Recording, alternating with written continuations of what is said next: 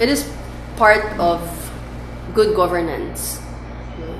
The values in good governance, which include transparency, accountability, and participation.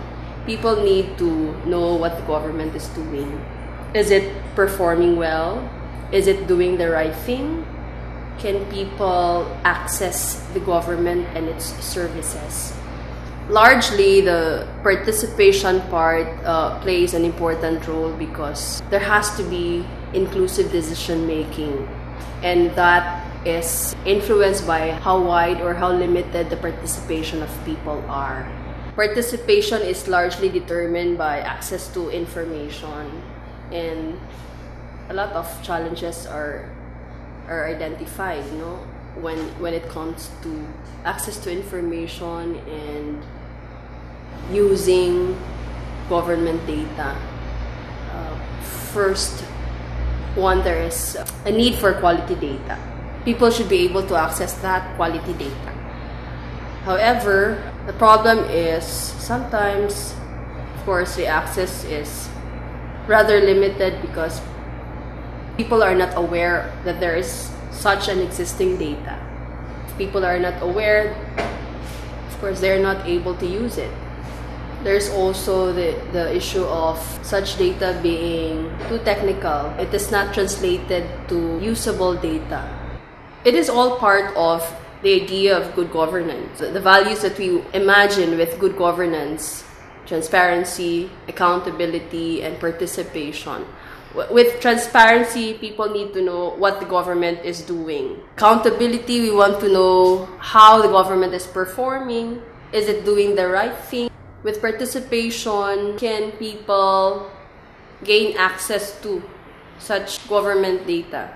Participation plays a large role in all of this, given that participation is largely determined rather by access to information. What we wanted to see is that an inclusive decision making, and to be able to join in and participate in that decision making, we need to have quality data.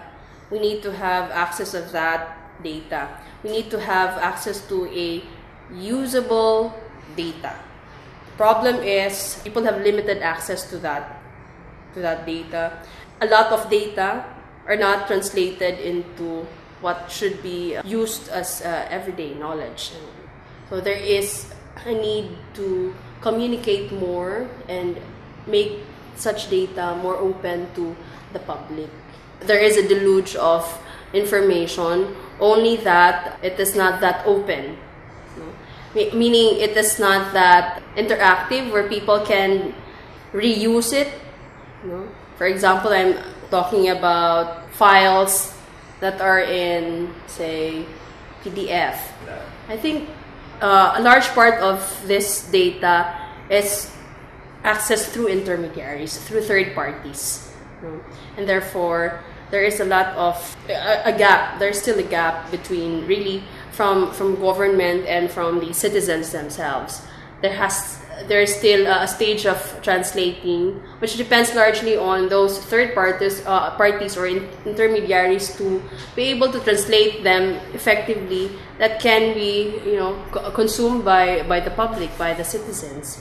In our experience, we got data, but these are not consolidated, are disparate. Like one agency has a different set of data, another agency has a different set of data, and we have to process all this into one coherent whole. I think not to also highlight the fact that you can access data, government data, through the internet or online. A lot of things can also be done offline. Government plays an important part of our lives. We cannot get away from government. The thing is, we need to incentivize citizens to engage with government. So if the experience has been that there's little incentive, we probably need to do something about it. And one thing that can be done is that for government to make more say, programs more attractive, more engaging, and that to demonstrate that really participation with government pays. Engagement is really about people and communities. No?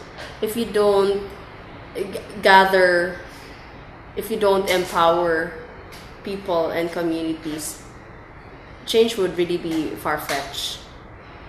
Engaging with government data, we should think of it as a tool, as a means to an end, with this use of data to be able to institute reforms or change.